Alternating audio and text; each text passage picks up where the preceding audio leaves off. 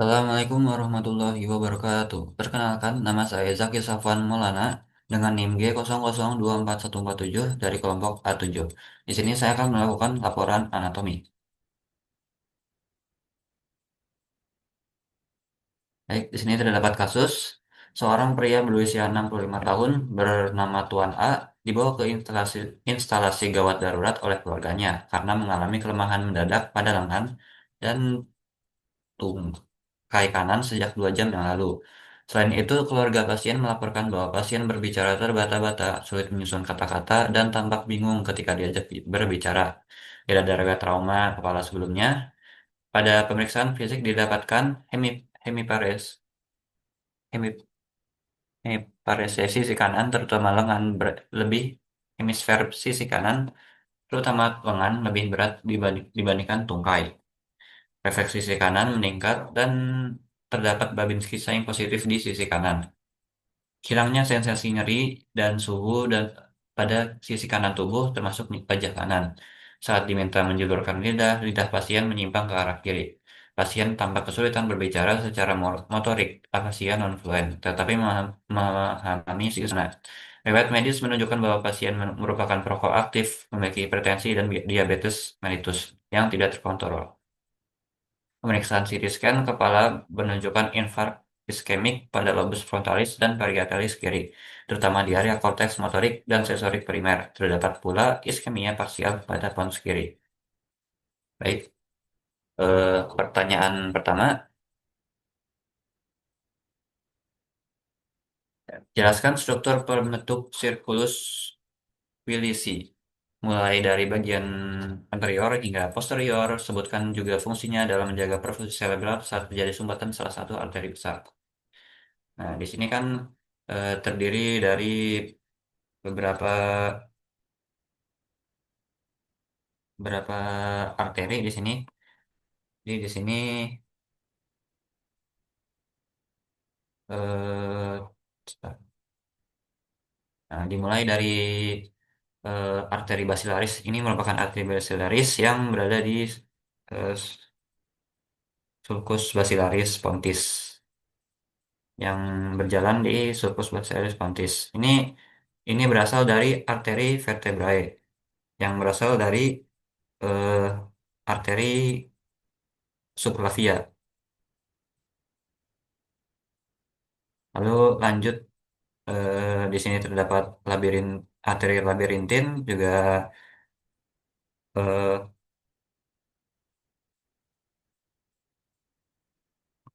arteri superior cerebral superior di sini dexter dan sinister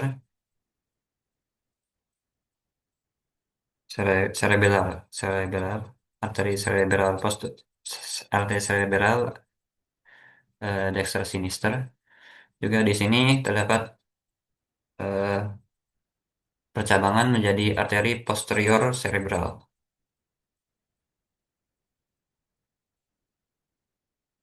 Nah, arteri posterior cerebral di sini,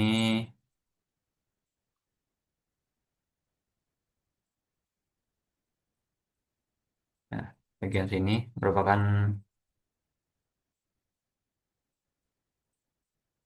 bagian posterior.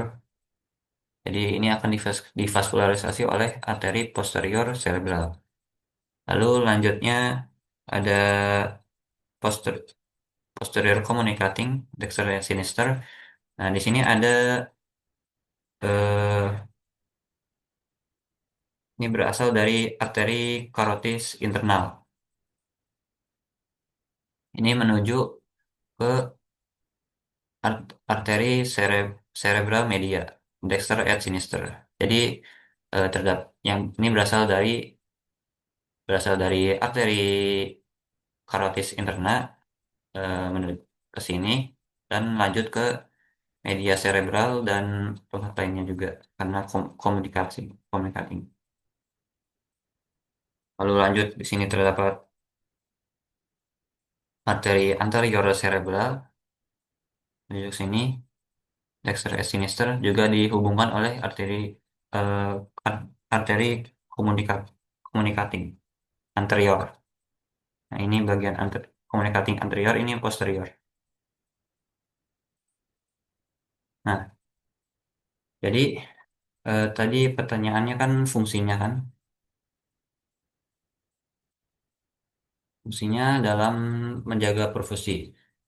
Nah, jadi karena kalau misalnya salah satu terdapat iskemia atau eh, pembuluh darahnya terblokir misalnya di sini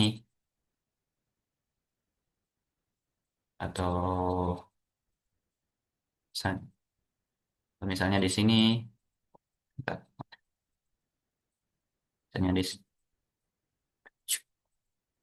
ya misalnya di sini, eh, maka akan divaskularisasi oleh bagian ini, bagian sinister.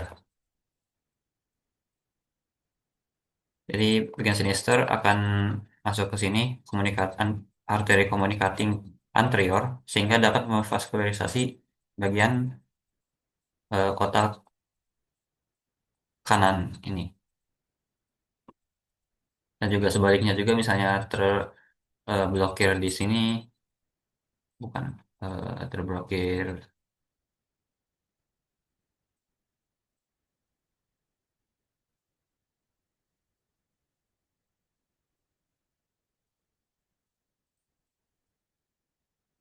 blokir di sini akan divaskularisasi oleh arteri karotis interna yang ada di sini, sehingga lalu berhubungan dengan arteri communicating posterior di sini, sehingga dapat memvaskularisasi posterior cerebrum posterior dextra, bagian dextra. Ya.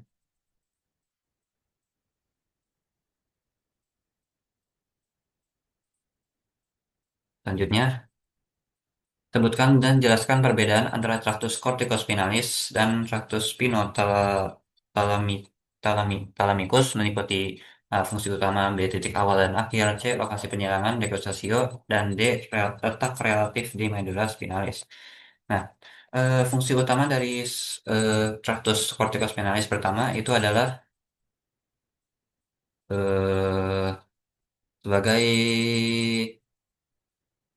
eh, nervus yang berfungsi untuk mengirimkan sinyal untuk pergerakan otot-otot volunteer. Dan lalu untuk traktus penotolamikus ini mengantarkan impuls rangsang meraba dan tekan ke otak dari somatik ke otak. Nah, maksudnya dari bawah ke otak. Nah, titik awal dan akhirnya ini, jadi jadi kan kalau misalnya spinothalamikus itu kan dari bawah ke atas. Jadi titik awalnya itu terdapat dari medula spinalis ke talamus. Titik akhirnya talamus. Lalu sebaliknya untuk corticospinalis eh, berasal dari otak, bagian ensefali ke medula spinalis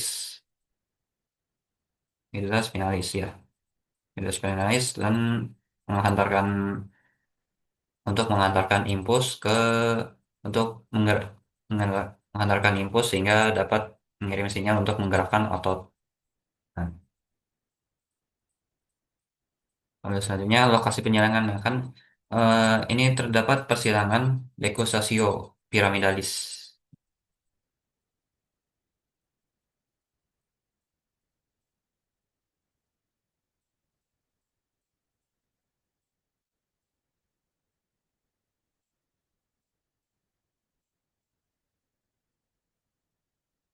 Dekusasio piramidalis di sini.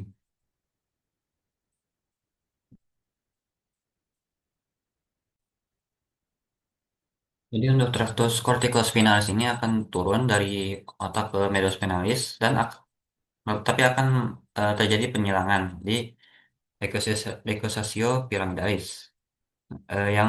Yang menyilang adalah traktus corticospinalis yang lateral. lateral.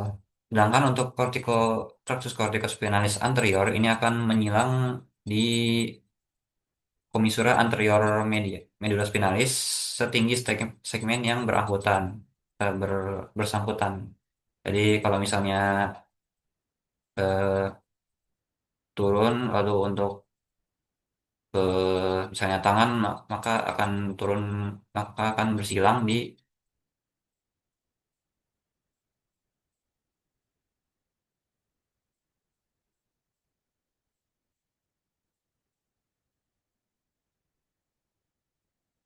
ya akan di sini bersilang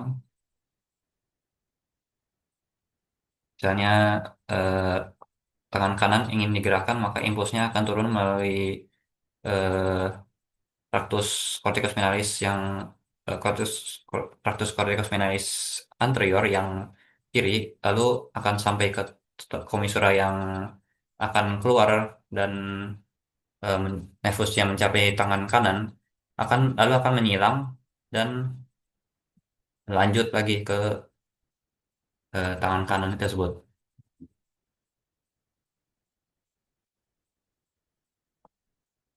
Selanjutnya, pertanyaan selanjutnya, sebutkan pembagian trunkus cerebri, batang otak, dan minimal dua struktur penting dari mesencephalon, pons, dan medula oblongata. Nah, di sini ada mesencephalon. Mesencephalon ini terdapat pedunculus cerebri. Nah, pedunculus cerebri ini terdapat berbagai bangunan seperti crus cerebri di sini. Lalu ada substansia nigra. Substansia nigra ini terdapat dua pars, ada pars compacta dan pars reticularis. Nah, pars compacta ini berwarna gelap karena terdapat neuromelanin yang merupakan produk sampingan dari hasil eh, dopamin, hasil produksi dopamin.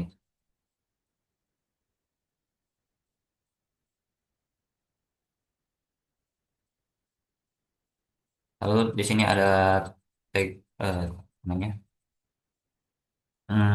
tegmentum mesencephaly, tegmentum mesencephaly, lalu ada tectum mesencephaly di sini, bagian luar sini. Lalu di sini ada seharusnya di sini ada fossa ya, fossa eh, fossa interpendicularis yang terdapat arteri-arteri, arteria centralis posteromedialis. Ini juga merupakan tempat keluar nervus 3. Oh ya, di sini juga terdapat aqueductus mesencephaly yang menghubungkan ventriculus tertius dengan ventriculus quadratus.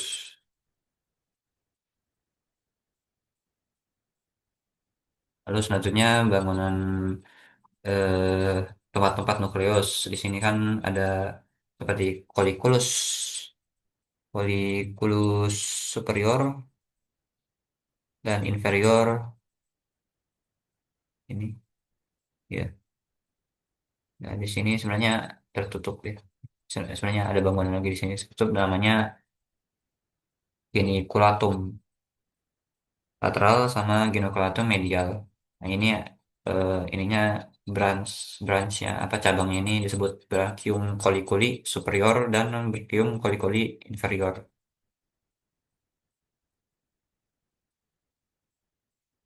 Nah, untuk fungsinya sendiri ini untuk fungsinya adalah nukleus yang bagian superior ini superior untuk sebagai jaras visual mengatur jaras visual. Lalu ini untuk inferior mengatur eh, auditori.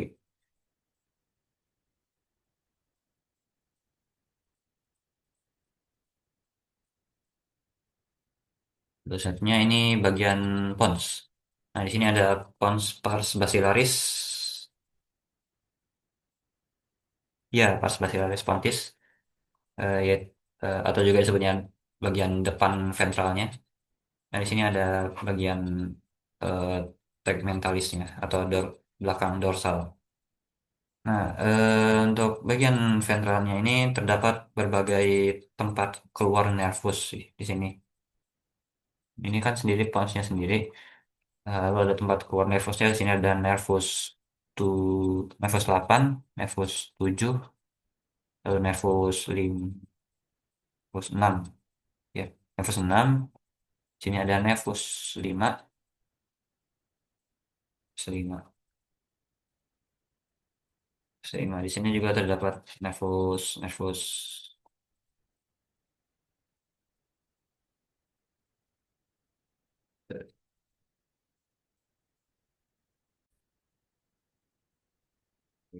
nervus 3 ini. Nervus 3 ini, lalu ini nervus 4, nervus 5 ya. Lalu untuk bagian tegmentalis di sini eh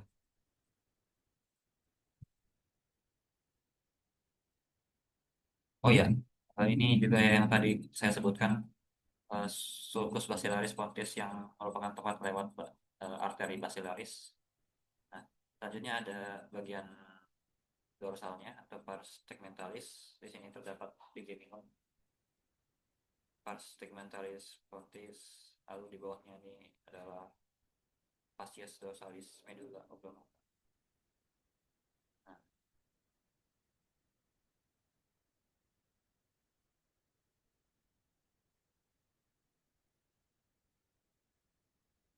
kan ada beberapa sulcus di sini. Sulcus medianus, posterior, sulcus limitans, juga colliculus facialis. Ini sendirian.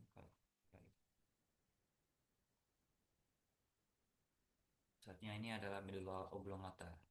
Medulla oblongata ini terdapat eh,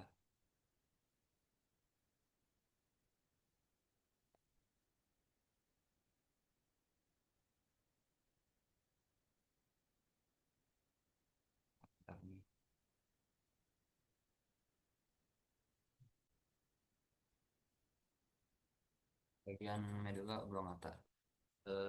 Di sini terdapat bagian depan dan dorsalnya di sini juga. Akan bagian depan ini terdapat beberapa nervus yang keluar di sini. Tempat keluar nervus seperti ini glosopharyngeal, nervus glosopharyngeal atau nervus 9. Di sini ada terdapat nervus hipoglossal nervus 12 dan di sini ada nervus vagus nervus 9, nervus 10. Lalu ada nervus aksesori di sini.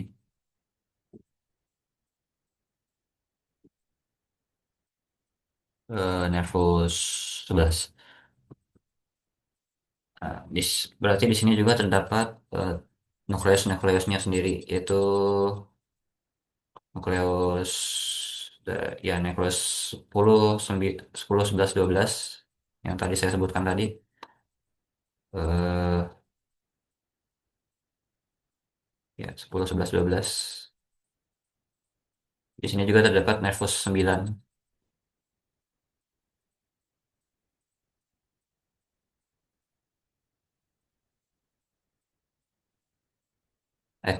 Eh, di sini terdapat yang terdapat di sini adalah nukleus 9, 10, 11, juga nervus 7, nervus 7 di sini juga ada. Nah, ini untuk bagian ini nervus yang tadi saya sebutkan hipoglossus ini, terus ini juga nervus vagus. Nah, selanjutnya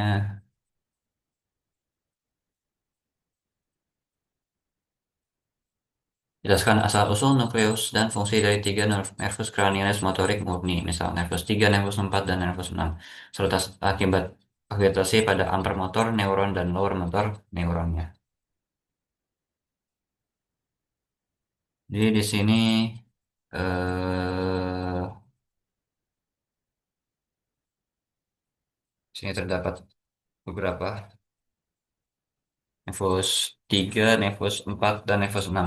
Tadi sudah saya sebutkan nervus 3 tempat. Sebentar.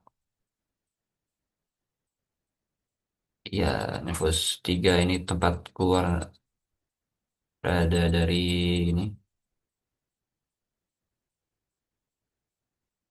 nervus 3, nervus 4, dan nervus 6-nya.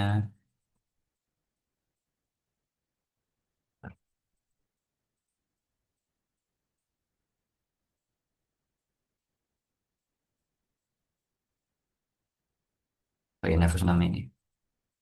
Nah, untuk tempat keluar dari ke ke bagian fosa orbitanya, ini melalui fisura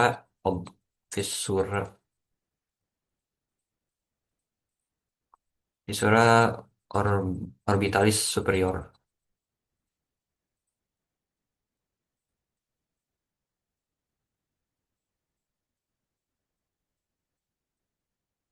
Fungsinya ini sebagai eh, inervasi terhadap beberapa muskulus yang menggerakkan mata.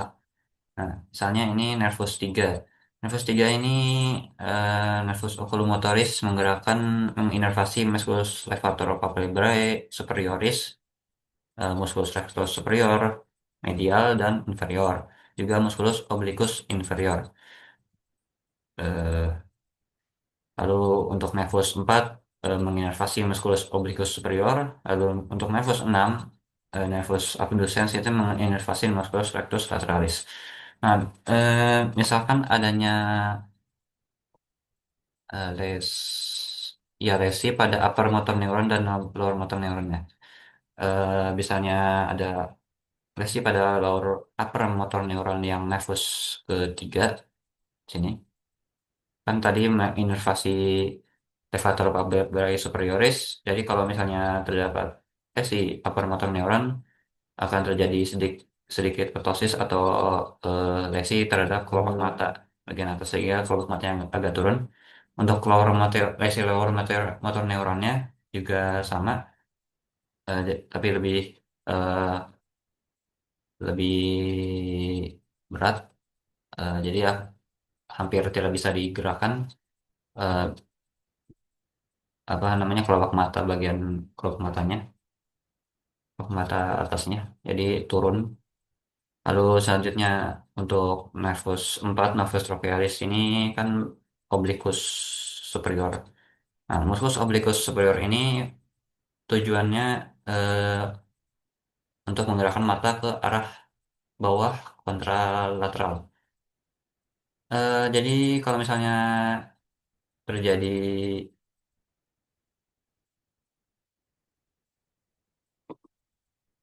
namanya,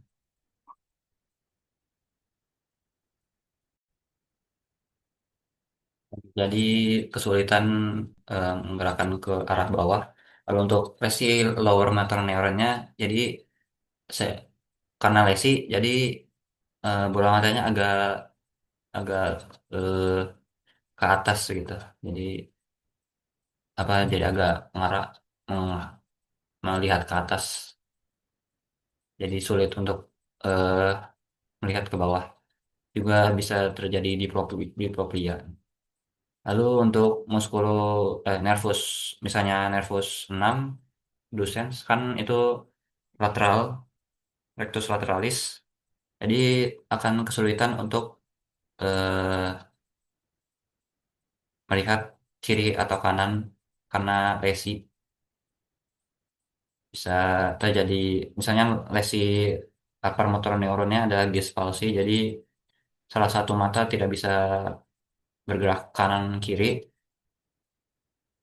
Lalu untuk lesi lower motor neuronnya itu beneran paralisis, benar-benar tidak bisa eh, pandangan horizontal, pergerakan horizontal mata. Selanjutnya pertanyaannya, jelaskan lokasi dan fungsi dari area Broadband berikut ini. Area 4, 1, 2, 3, 4, 4, 4, 5, dan area 22.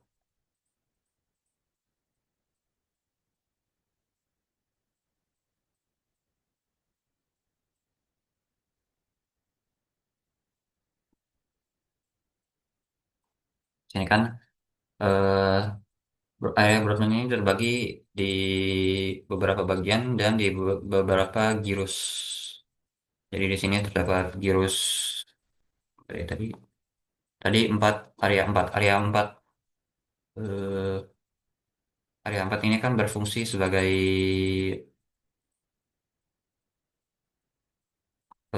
area motorik primer.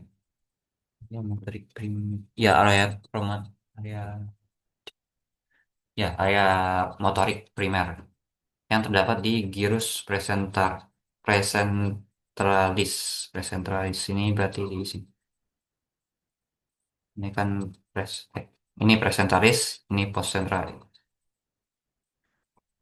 Nah, ini presentalis. Jadi areanya di sini, sekitar sini.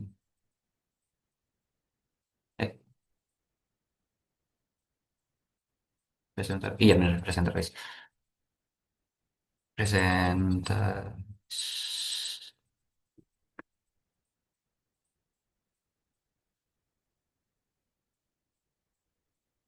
Fungsinya itu kan area motorik primer kan. Jadi untuk ber- ot- pergerakan otot, pergerakan otot ekstremitas, juga otot-otot lainnya juga.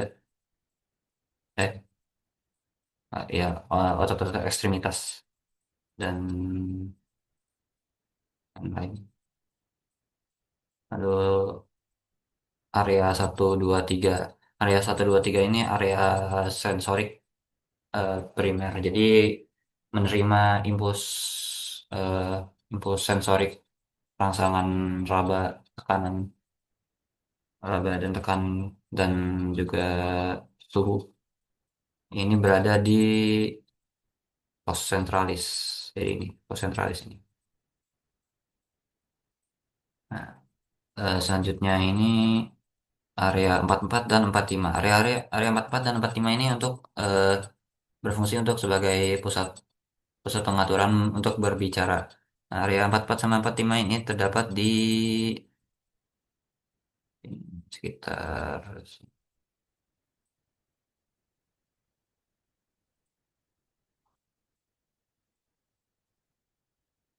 disebut juga Broca, area Broca,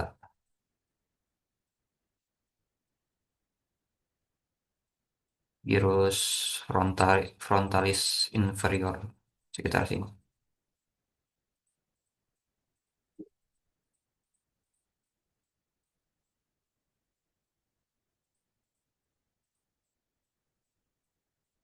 Terus selanjutnya ada area 22. Area 22 ini untuk area auditory sekunder, jadi untuk pendengaran sekunder. Berada di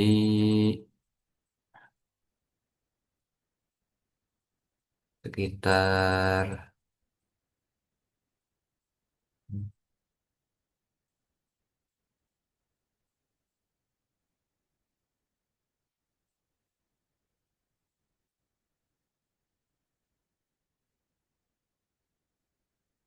sini.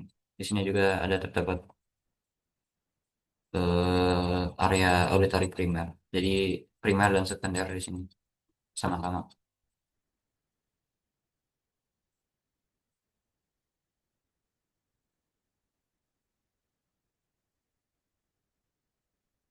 Dan pertanyaan selanjutnya, mengapa oklusi pada arteri cerebri media lebih sering menyebabkan kelumpuhan pada wajah dan lengan dibandingkan tungkai? Jelaskan dengan mengaitkan distribusi vaskular dan homunculus torik.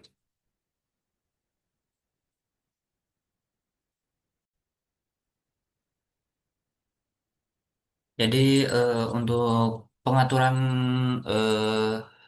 pergerakan wajah dan lengan itu kan sebenarnya ada di bagian lateral dari cerebrum. Sedangkan untuk tungkai ini lebih ke media. Jadi kalau misalnya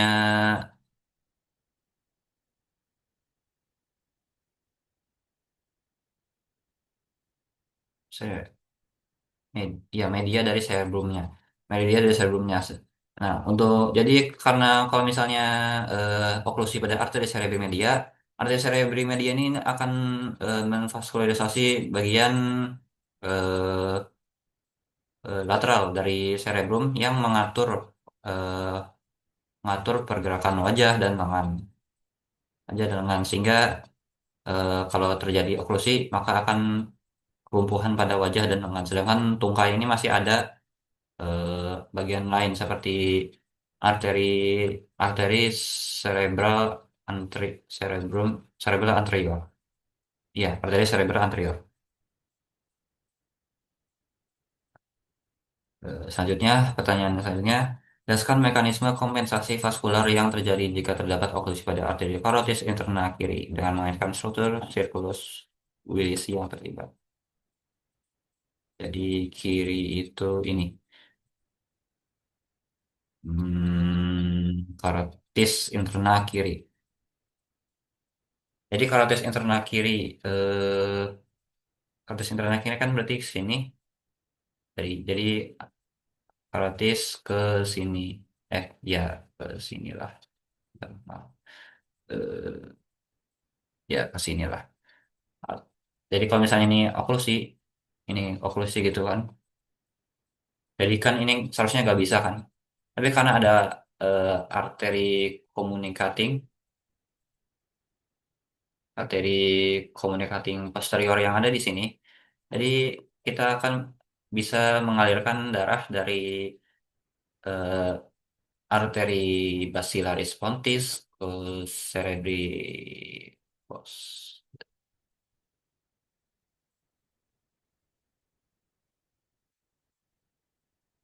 posterior, ya posterior dan lanjut ke arteri communicating posterior sehingga dapat menvaskularisasi ke ini ke cerebri media.